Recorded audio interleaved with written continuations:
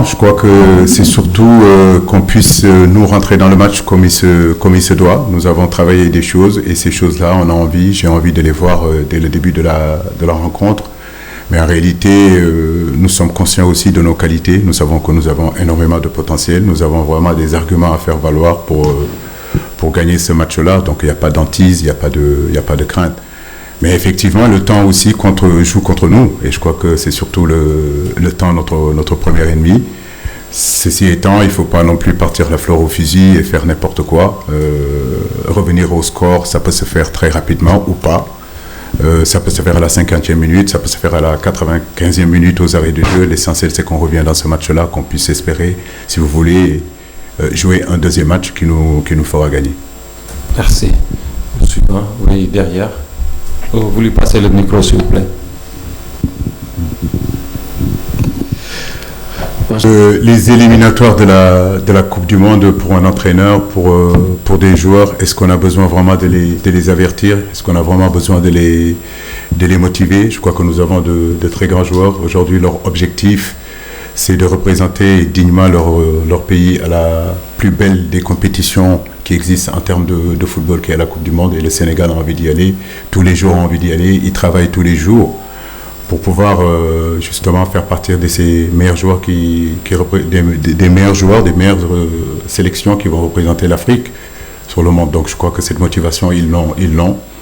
Mais je veux dire, actuellement, nous ne sommes pas dans cette pensée en réalité si ça ne se faisait pas. Donc nous sommes dans la pensée que nous pouvons le faire. Certes, ça sera très difficile parce que l'adversaire aussi a des qualités. Mais nous sommes conscients que nous pouvons le faire et nous allons aborder ce match-là avec beaucoup de confiance, beaucoup d'humilité.